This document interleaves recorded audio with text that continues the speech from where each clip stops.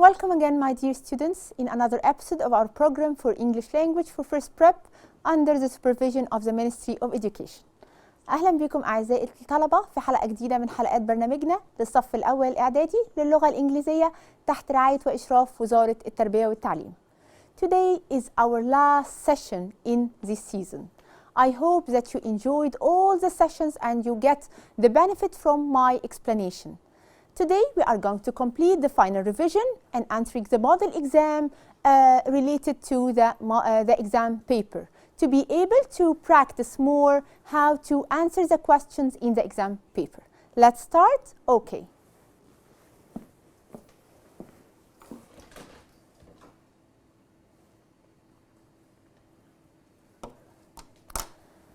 Our first question in this episode will be choose the correct answer. And as we said, again, choose the correct answer is a very easy question, but you have to concentrate in reading and get the full meaning of the sentence. الاختيار من متعدد, very easy question, سؤال سهل جدا, but you have to read it carefully and to read the whole sentence. Some students يعني بيتسرعوا في فكرة this is very easy question, I will answer without reading the complete sentence.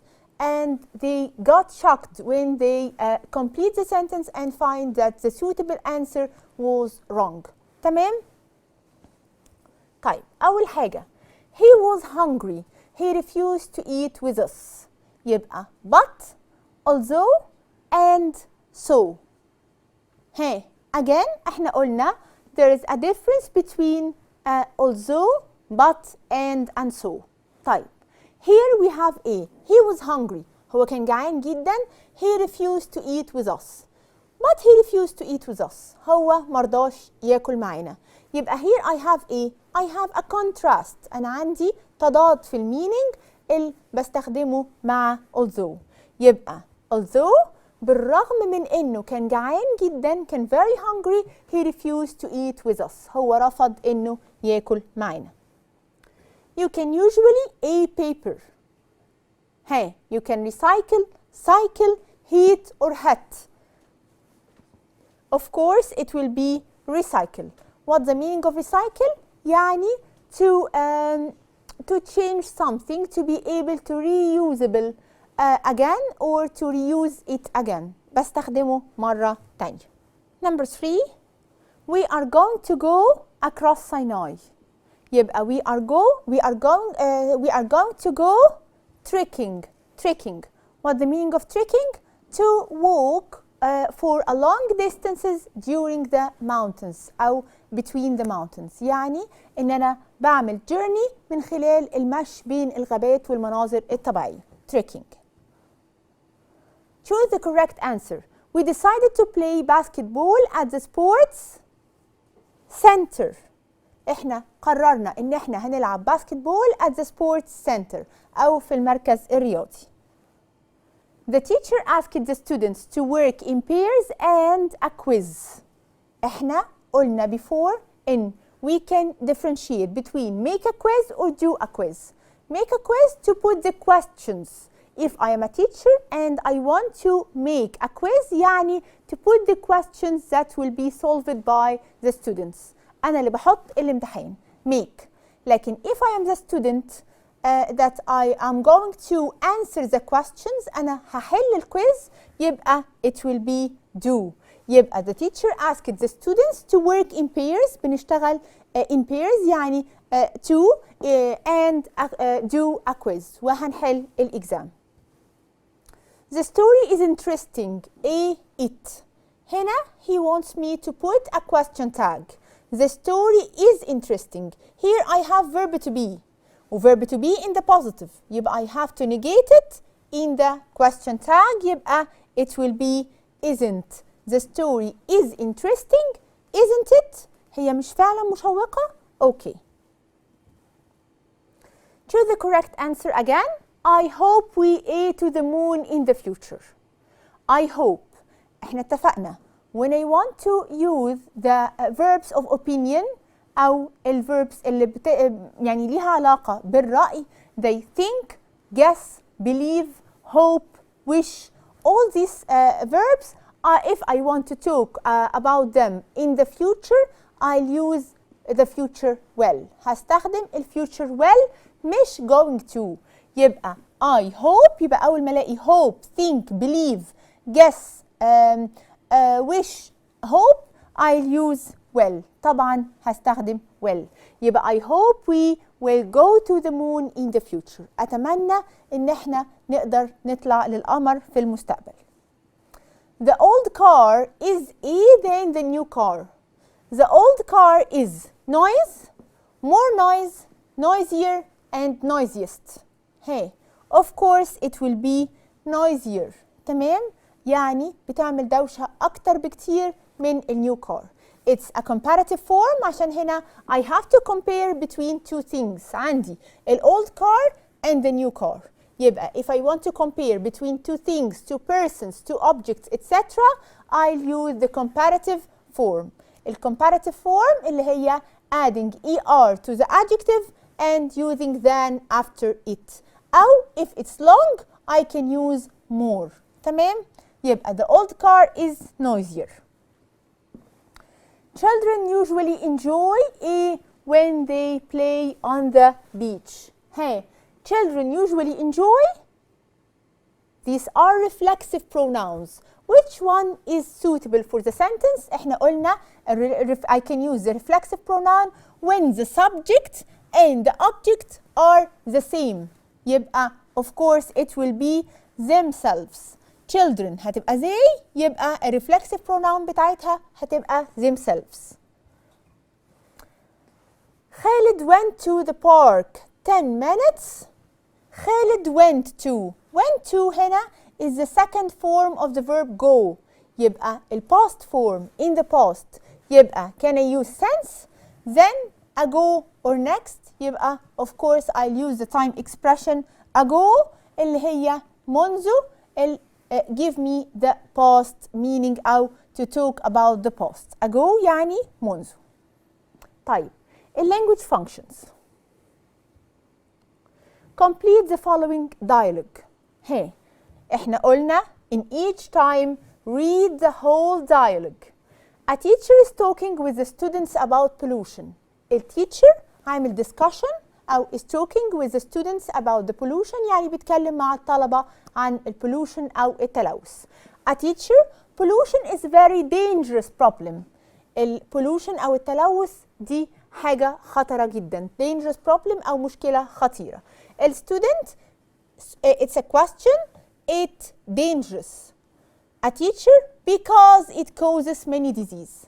When I find because in the sentence, it means that I'm asking about the reason or the cause. أنا بسأل عن السبب.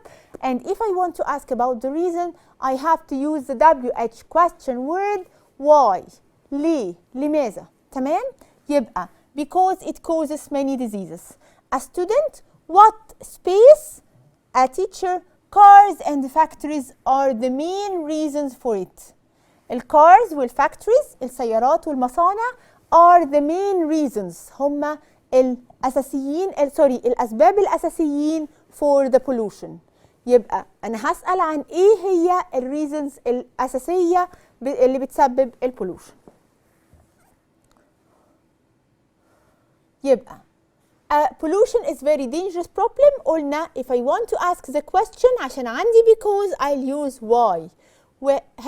Why is it dangerous؟ هو ليه خطير؟ because it causes many diseases عشان بيسبب الكثير من الأمراض. Students, what هيقول cars and factories. يبقى what are the main reasons for pollution؟ ايه هي الأسباب الرئيسية للتلوث؟ هقول cars and factories. تمام؟ يبقى what to ask about the things that يعني ايه الأشياء اللي بتسبب. تمام؟ A student, what are the most common kinds of pollution؟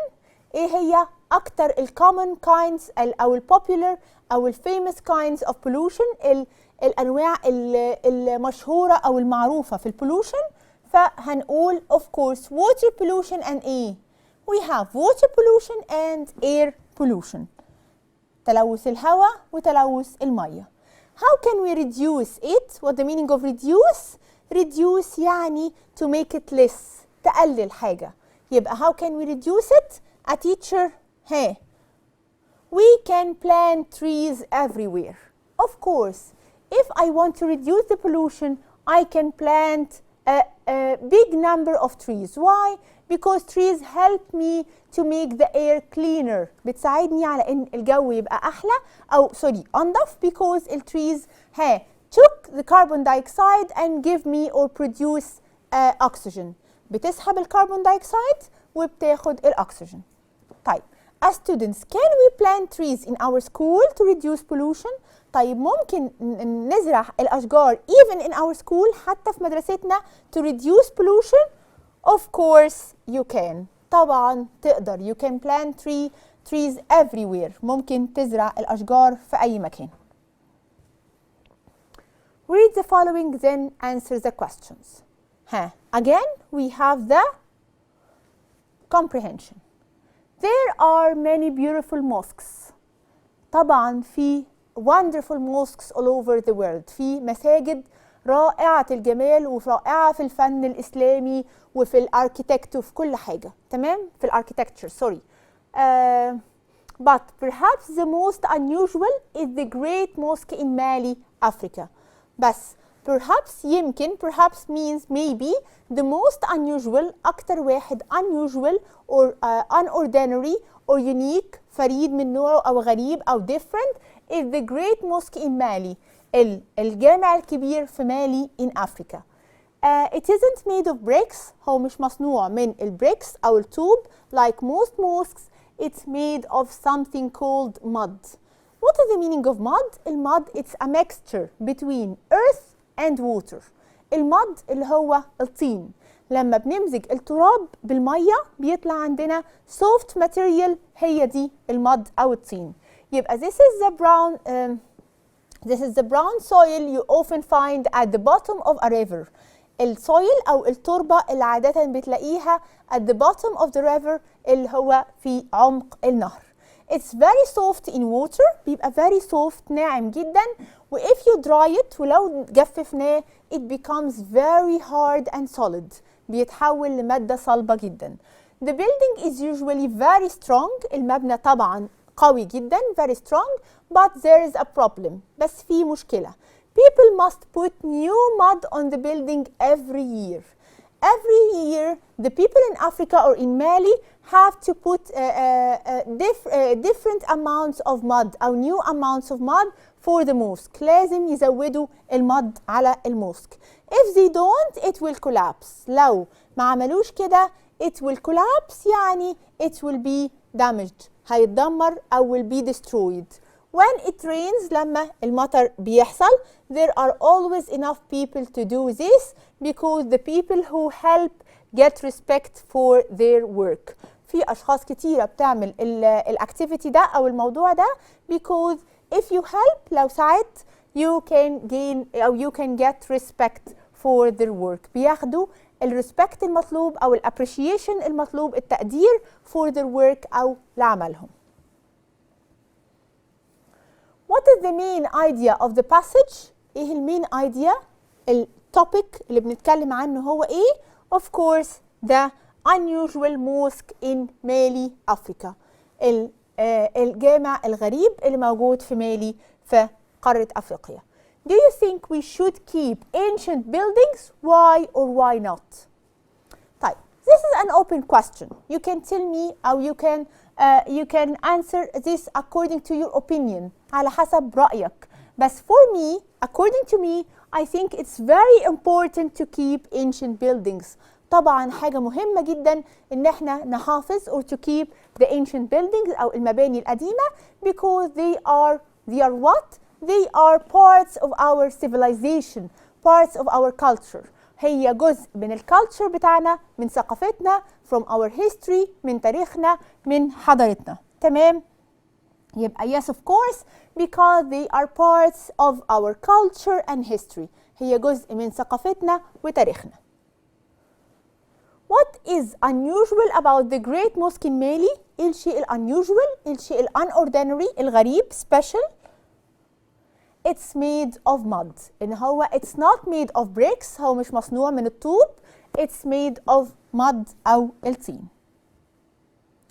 when it's dry mud becomes، لما مادة الطين دي بتتجفف أو بتنشف it becomes hard and strong. طبعا بتبقى very hard and strong، بتبقى قوية وصلبة. What do you think the word collapse means؟ احنا قلنا collapse يعني ايه؟ Excellent. collapse means fell down، هيسقط أو هينهار أو will be destroyed، هيتدمر. تمام؟ اوكي. I think it's very easy. أعتقد إنها سهلة جدا. Let's go to another question. Correct the mistakes. Adults don't sleep as long as children. Are they? Adults don't sleep. This sentence in which tense? Of course, it's in the present simple tense. Don't. طيب, it's negative or positive? Of course, it's negative because I have don't. يبقى, can I use are they? Of course not. I have to use do they. Do they. ليه؟ Because I want to use the opposite form of don't اللي هي الpositive، هتبقى do. Will you going to study French? Will you going to study French? طيب. With the expression you going to, can I use will? Will is an expression, be going to is another expression. يبقى I have to use the verb to be with you اللي هي هتبقى are. Are you going to study French?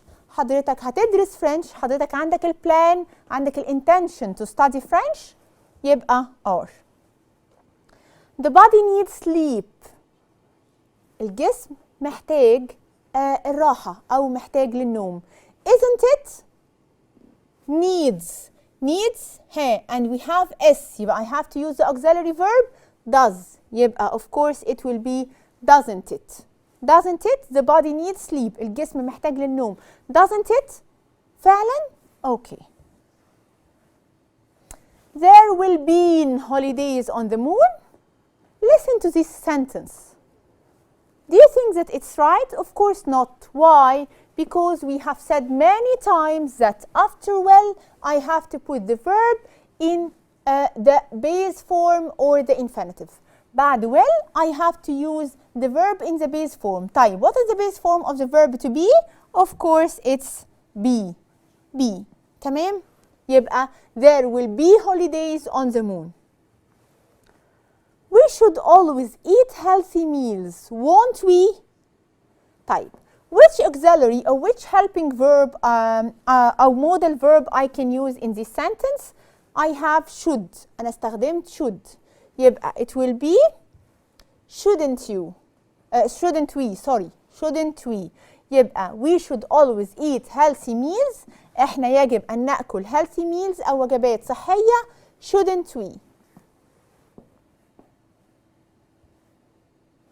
Your brothers can't play the guitar. Your brother can't play the guitar. Here I have the verb can, but in the negative. Why I have to use could? ليه بستخدم الباست فورم منها؟ Of course this is incorrect. يبقى هعمل ايه؟ يبقى your brother can't play the guitar. Can he؟ هو يقدر. تمام؟ Okay.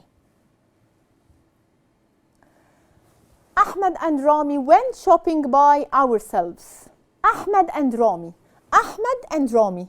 يبقى if I want to skip Ahmed and Rami and put a pronoun instead, I'll use the pronoun, the subject pronoun they.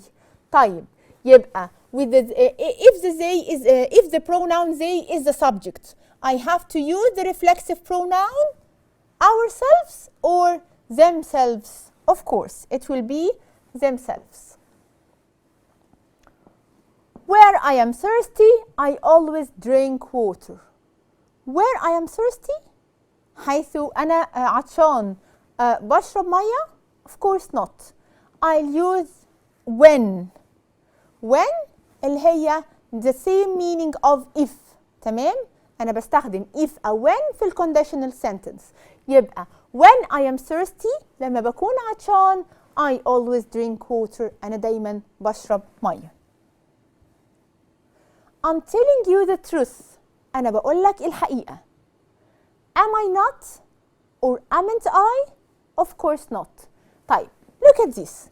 When I have the verb to be اللي هو am in the sentence and I want to use the question tag from it, I'll use the verb aren't. أنا هستخدم aren't not amn't because there is nothing in the English means amn't. مفيش حاجة في الإنجليش اسمها amn't يا ولاد. So instead of using amn't I'll use aren't.